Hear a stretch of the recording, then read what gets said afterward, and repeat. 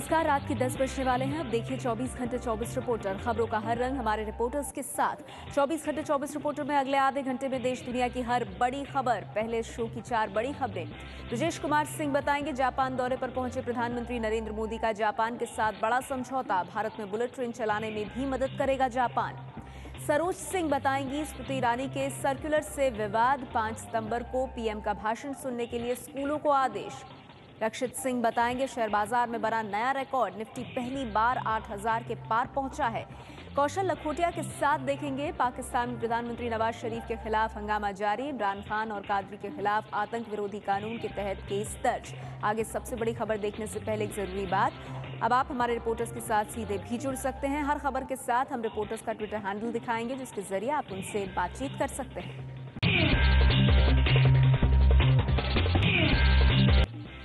ABP news के खास कार्यक्रम में सूचना और प्रसारण मंत्री प्रकाश जावड़ेकर ने मंत्रियों के बारे में फैली अफवाह पर दिया है जवाब। जावड़ेकर ने कहा कि कांग्रेस के एक पूर्व मंत्री अफवाह फैला रहे हैं। उन्हें कभी किसी ने जीन्स टी शर्ट पहनने से नहीं रोका और ना ही राजनाथ और प्रधानमंत्री मोदी के बीच किसी तरह का कोई मतभेद है। जावड़ेकर ने ये बातें मोदी सरकार के 100 दिन पूरे होने के मौके पर खास कार्यक्रम में कही। आपका टी शर्ट का नहीं, वो तो हाँ, ये बड़ा अच्छा सवाल पूछा।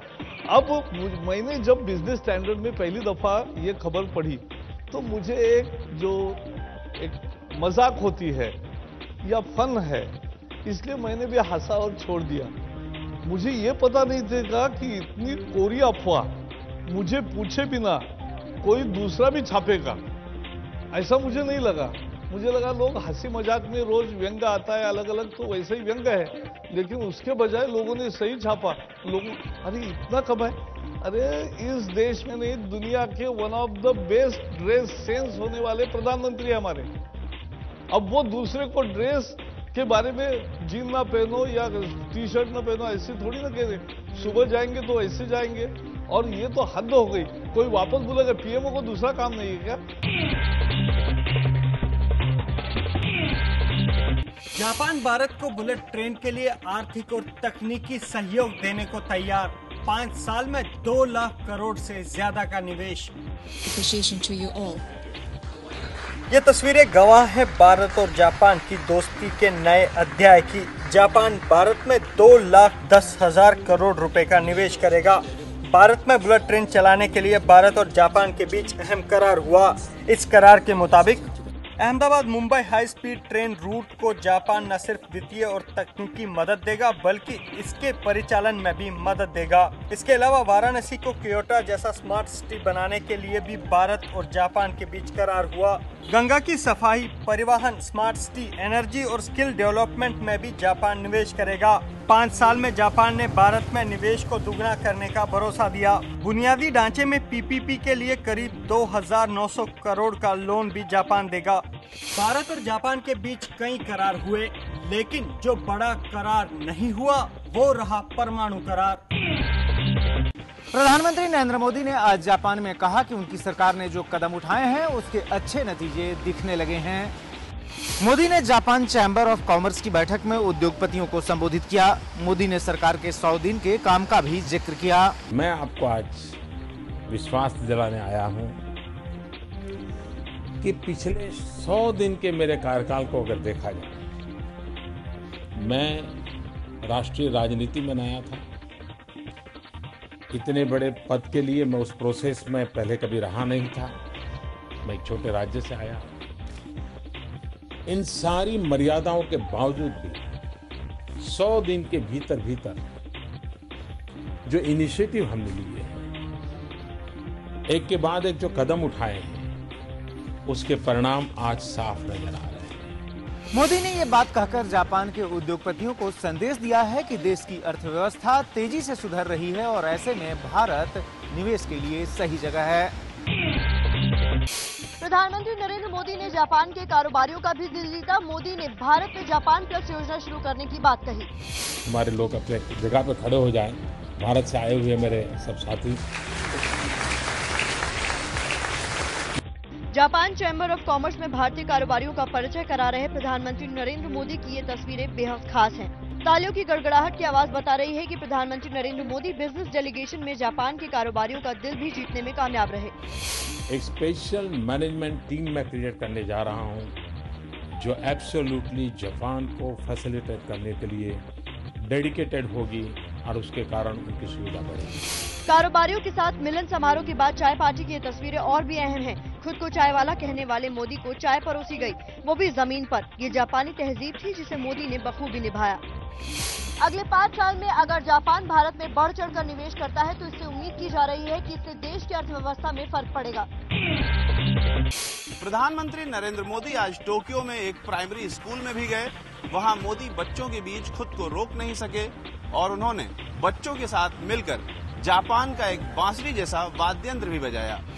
प्रधानमंत्री नरेंद्र मोदी टोक्यो के तेईमेई प्राथमिक स्कूल पहुंचे, जहां बच्चों ने भारत और जापान के झंडे हाथों में लहराकर प्रधानमंत्री का स्वागत किया। मोदी ने बच्चों के बीच बांसुरी भी बजाई, संगीत को लेकर बच्चों से सवाल भी पूछे। आपको मालूम है संगीत से क्या होता है? मोदी का सपना जापान की तर्ज पर देश में बेसिक शिक्षा का विकास करना है। मोदी 5 दिन के जापान दौरे पर हैं। आज उनके दौरे का 3रा दिन है। विपक्ष ने मोदी के 100 दिन के काम को फेल कहा है। सोनिया गांधी ने पूछा है कि क्या महंगाई कम हुई? What about prices? Have they gone down? You asked them.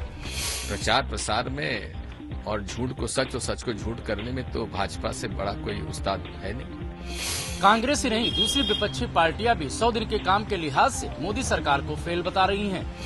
इस सरकार ने वादा किया था कि हम महंगाई पर अंकुश लगाएंगे, भ्रष्टाचार को रोकेंगे, काले धन को 100 दिनों के अंदर वापस लाएंगे। वो सब कुछ भी नहीं हुआ। यहाँ तो वन वे हो गया। कोई मंत्री को यह हैसियत नहीं है कि अपने विभाग में निर्णय ले सके। इस बारे हिंदुस्तान एक जगह थम के रह गया है। ऐसा लग रहा है जैसे सरकार तो है लेकिन कोई निर्णय नहीं हो रहा है। विपक्ष भले ही सरकार को हर मोर्चे पर फेल बता रहा हो, लेकिन बीजेपी कह रही है कि उसने देश को सही दिशा दे दी है। 100 दिन नरेंद्र मोदी जी की सरकार के लोगों में विश्वास के 100 दिन रहे हैं, विकास के 100 दिन रहे हैं। और हम मान सकते हैं कि ये 100 डेज जो है वो 100% जीडीपी के रहे हैं। जी से गुड गवर्नेंस, डी से डेवलपमेंट और पी से प्रॉस्पेरिटी। तो निश्चित तौर से जो हम नाकामियों पर न तो सियासत कर रहे हैं, न नाकामियों की विरासत पे सियासत कर रहे हैं, उसके बावजूद भी जितनी हमें नाकामियों की विरासत मिली थी, उसके बावजूद भी जो कामयाबी के मजबूत कदम उठाए गए। शिक्षक दिवस के मौके पर स्कूलों में प्रधानमंत्री नरेंद्र मोदी का भाषण दिखाए जाने को अनिवार्य करने पर मानव संसाधन विकास मंत्री स्मृति ईरानी ने दी है सफाई। स्मृति ईरानी ने कहा है कि प्रधानमंत्री नरेंद्र मोदी का भाषण स्कूलों में दिखाया जाना अनिवार्य नहीं होगा। I will only say this, that this particular activity is completely voluntary in nature. And if there is any miscommunication on this issue, which is being politically contrived and used, I would say that it's regrettable. I will only say this once again. Our engagement with every education secretary in every state has been that this is a voluntary engagement. Smriti Irani अब कह रही हैं कि प्रधानमंत्री नरेंद्र मोदी का भाषण स्कूलों में दिखाना अनिवार्य नहीं होगा, लेकिन उनके मंत्रालय के दिशा निर्देशों पर तमाम राज्यों ने जो अपने यहाँ पर सर्कुलर निकाले हैं, उनमें सभी स्कूलों को प्रधानमंत्री नरेंद्र मोदी का भाषण दिखाना अनिवार्य बताया है।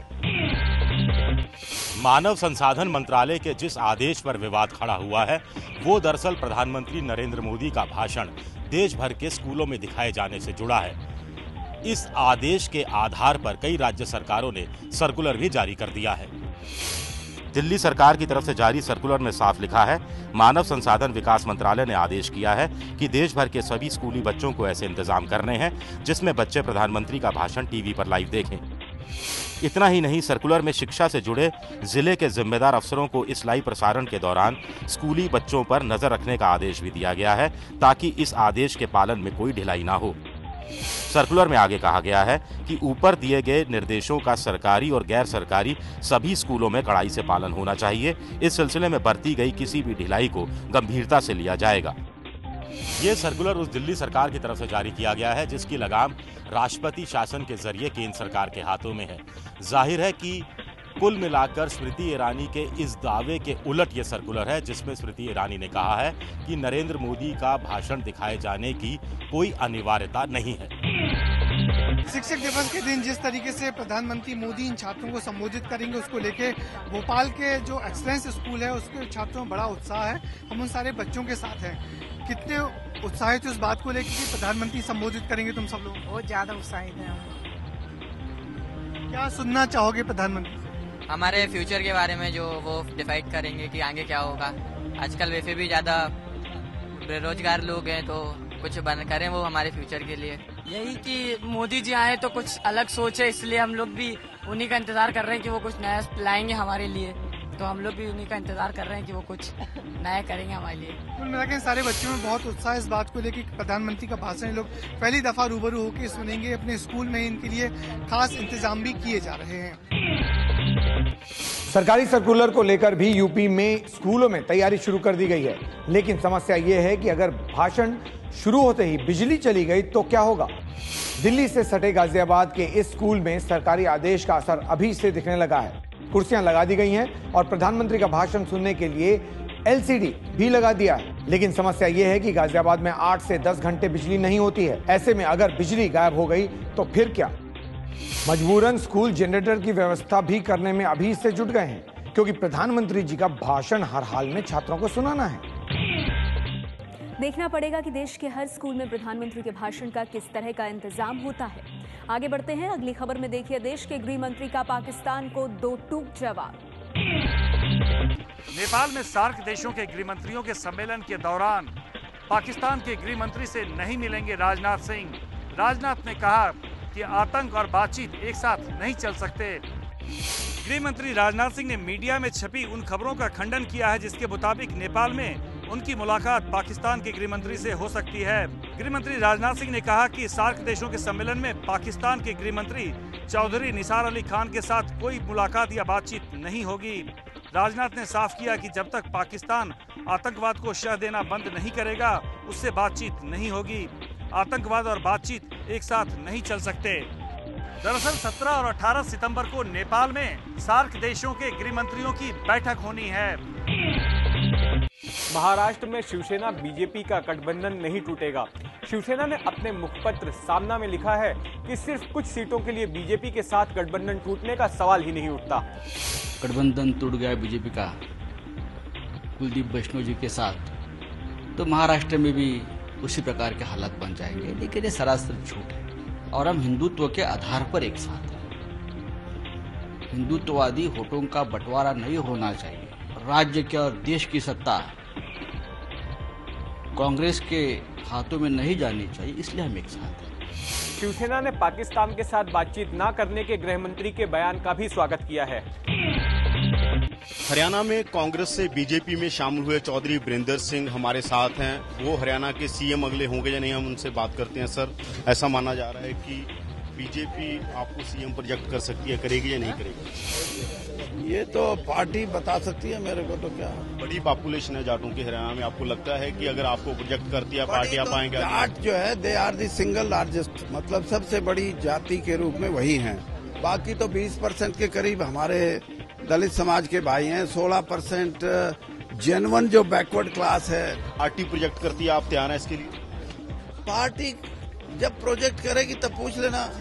मैं तो 20 साल से तैयार हूँ, कोई नई बात। कोई डिमांड रखी थी आपने? डिमांड रखी थी पार्टी? नहीं, मैंने कोई डिमांड नहीं। बीजेपी अध्यक्ष बनने के बाद पहली बार दक्षिण भारत के दौरे पर अमित शाह केरल के पद्मनाभ मंदिर के किए दर्शन। 2 दिन के केरल दौरे पर आए अमित शाह ने आज सुबह तिरुवनंतपुरम के पद्मनाभ स्वामी मंदिर में दर्शन किए। अमित शाह बीजेपी के दफ्तर भी गए, जहां उन्होंने केरल में पार्टी को मजबूत बनाने के मुद्दे पर राज्य के बीजेपी नेताओं के साथ बातचीत की। केरल की राजनीति में लेफ्ट पार्टियों और कांग्रेस का दबदबा है। पिछले लोकसभा चुनाव में मोदी की लहर के बावजूद यहां 20 में से बीजेपी को 1 सीट भी नहीं मिल पाई थी। प्याज के दाम सितंबर-अक्टूबर के दौरान एक बार फिर से आसमान छू सकते हैं। इससे निपटने के लिए सरकार ने प्याज आयात करने की योजना बनाई है। नेफेड के अधिकारियों का आशंका है कि सितंबर-अक्टूबर के दौरान प्याज के दाम एक बार फिर से 70-80 रुपए पर पहुंच सकते हैं। हाँ, जरूर ही बढ़ जाएंगे और फिर 70-80 रुपए पर प्याज पहुंच जाएगा अगर इम्पोर्ट नहीं हुआ। नेफेड के मुताबिक प्याज का करीब 60% स्टॉक पहले ही खत्म हो चुका है और नई फसल अक्टूबर के दूसरे हफ्ते तक ही बाजार में आ पाएगी। यही वजह है कि आने वाले दिनों में प्याज के दाम तेजी से बढ़ सकते हैं। केंद्र सरकार ने नेफेड से कहा है कि वो कीमतों में तेजी से निपटने के लिए विदेशों से प्याज खरीदने की तैयारी करे। अर्थव्यवस्था में सुधार से मुंबई स्टॉक एक्सचेंज का सेंसेक्स एक नए रिकॉर्ड स्तर पर पहुंच गया, जबकि नेशनल स्टॉक एक्सचेंज का निफ्टी पहली बार 8000 के आंकड़े को पार कर गया। मुंबई शेयर बाजार का सेंसेक्स आज करीब 230 अंक चढ़कर 26,868 पर बंद हुआ। वहीं निफ्टी भी 73 अंक चढ़कर 8,027 पर बंद हुआ। निफ्टी पहली बार 8,000 के ऊपर बंद हुआ है। बाजार पर नजर रखने वालों के मुताबिक अप्रैल से जून की तिमाही में अर्थव्यवस्था के बेहतर होने के चलते निवेशकों ने चुनिंदा शेयरों में खरीद बढ़ाई है, जिसके चलते भी ये तेजी आई है। सुप्रीम कोर्ट से एन श्रीनिवासन को बड़ा झटका। बीसीसीआई पद पर फिलहाल वापसी नहीं। बीसीसीआई अध्यक्ष पर फिर से काबिज होने की श्रीनिवासन की अर्जी सुप्रीम कोर्ट ने खारिज कर दी। श्रीनिवासन ने दलील की थी कि अगर कमेटी के अंतरिम रिपोर्ट में मेरे खिलाफ कुछ नहीं है तो मुझे वापस बीसीसीआई अध्यक्ष पद पर काम करने दिया जाए, लेकिन सुप्रीम कोर्ट ने नहीं माना। सुप्रीम कोर्ट ने फिक्सिंग की जांच कर रहे मुद्गल कमेटी को 2 महीने का वक्त और दिया है। डीडीए के करीब 25,000 फ्लैट्स के लिए आज से मिलने लगा है फॉर्म। 29 अक्टूबर को निकलेगा लकी ड्रॉ। डीडीए ने आज जिन 25,000 फ्लैट्स की स्कीम लॉन्च की है वो नरेला, द्वारका और रोहिणी इलाके में है। कुछ पुराने फ्लैट दूसरे इलाकों में भी उपलब्ध हैं। फ्लैट्स की कीमत 7 लाख से 1 करोड़ रुपए तक रखी गई है।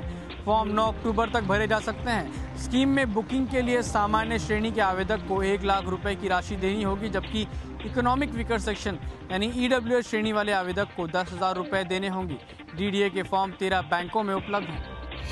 लकी ड्रॉ में आवेदक के नाम पर अगर फ्लैट अलॉट नहीं होता तो उसको उसी रकम वापस कर दी जाएगी, लेकिन फॉर्म में गलत जानकारी देने वालों की रकम जब्त कर ली जाएगी। दिल्ली के हौस खास इलाके में 20 साल की एक लड़की से बलात्कार की वारदात सामने आई है। पुलिस ने आरोपी को गिरफ्तार कर लिया है। बलात्कार का केस दिल्ली के इसी हौस खास थाने में दर्ज किया गया है। पुलिस के मुताबिक पीड़ित युवती 6 महीने पहले ही कोलकाता से दिल्ली आई थी। आरोपी युवक दिल्ली के गौतम नगर इलाके में रहता है। लड़की के मुताबिक आरोपी से उसकी जान पहचान करीब 25 दिन पहले ही हुई थी। आरोप है कि लड़की रविवार को जब आरोपी युवक से मिलने उसके घर गई तो आरोपी ने उसका बलात्कार कर दिया। हालांकि आरोपी युवक अपने ऊपर लगे आरोपों को गलत बता रहा है। अरब सागर के सीने पर बना मुंबई का बांद्रा वैली सीलिंग की नई पहचान क्या मुंबई के नए सुसाइड पॉइंट के रूप में हो रही है? यह सवाल इसलिए क्योंकि आज सुबह फिर एक व्यक्ति ने सीलिंग से छलांग लगाकर आत्महत्या करने की कोशिश की। घटना सुबह लगभग 6 बजे की है। मुंबई के बांद्रा वैली सीलिंग पर दक्षिण मुंबई से बांद्रा की दिशा में जाते वक्त विक्रम वासुदेव नाम के 40 वर्ष के व्यक्ति ने सीलिंग पर अपनी गाड़ी एक किनारे लगाई और सीलिंग से छलांग लगा दी। पिछले 2 हफ्तों की बात करें तो यह तीसरे व्यक्ति हैं जिन्होंने सीलिंग से छलांग लगा दी। यदि इस पूरे साल भर की बात करें तो अब तक 8 लोगों ने इस सीलिंग से छलांग लगाई है। अतिरिक्त सीसीटीवी लगाए जाने की बात हो रही है। साथ ही साथ एक बाइक स्क्वाड भी बनाया जा रहा है जो लगातार इस पर गश्त लगाता रहेगा। लेकिन सवाल उठता है कि क्या सीसीटीवी कैमरों की संख्या बढ़ा देने से या बाइक स्क्वाड बना देने से आत्महत्या की इन घटनाओं पर लगाम लगाया जा सकता है? पाकिस्तान में प्रधानमंत्री नवाज शरीफ के खिलाफ हंगामा जारी। इमरान खान और ताहिरुल कादरी के खिलाफ आतंक विरोधी कानून के तहत केस दर्ज। पाकिस्तान की संसद पर हमला करने की कोशिश के आरोप में पाकिस्तान तहरीक इंसाफ के मुखिया इमरान खान और पाकिस्तान अवामी तहरीक के मुखिया ताहिरुल कादरी पर केस दर्ज किया गया है। दोनों की गिरफ्तारी अब कभी भी हो सकती है। शनिवार की रात को दोनों नेताओं के समर्थकों ने प्रधानमंत्री नवाज शरीफ के घर में जबरन घुसने की कोशिश की थी। समर्थकों ने पाकिस्तान की संसद में भी घुसने की कोशिश की थी, लेकिन सुरक्षा कर्मियों ने उन्हें रोक दिया था। इमरान और कादरी के अलावा अवामी मुस्लिम लीग के शेख रशीद के खिलाफ भी आतंक विरोधी कानून के तहत केस दर्ज किया गया है। पाकिस्तान में पैदा हुआ जबरदस्त राजनीतिक संकट खत्म होने का नाम नहीं ले रहा है। आज प्रदर्शनकारी सचिवालय और सरकारी टेलीविजन पीटीवी के दफ्तर में जबरदस्ती घुस गए। जबरदस्त हंगामे के बीच इमरान खान के समर्थकों ने पाकिस्तान के सरकारी टीवी चैनल पीटीवी के दफ्तर में घुसकर तोड़फोड़ की और प्रसारण ठप करा दिया। पाकिस्तानी सेना ने प्रदर्शनकारियों को पीटीवी के दफ्तर से खदेड़ा, तब आधे घंटे बाद पीटीवी में फिर प्रसारण शुरू हो सका। इससे पहले इन लोगों ने सचिवालय की दीवार तोड़कर उस पर कब्जा कर लिया। इस बीच पाकिस्तानी सेना के प्रमुख जनरल राहिल शरीफ पाकिस्तान के पीएम नवाज शरीफ से मिलने वाले हैं। खबर है कि इमरान के साथ ही सरकार के खिलाफ मोर्चा खोल रहे कादरी ने अपने समर्थकों से सेना का आदेश मानने के निर्देश दे दिए हैं। 24 घंटे 24 रिपोर्टर में इतना ही। इन 3 बड़ी खबरों पर हमारी नजर बनी हुई है। मोदी के जापान दौरे का चौथा दिन, मोदी सरकार के 100 दिन पूरे और भारत इंग्लैंड के बीच चौथा वनडे।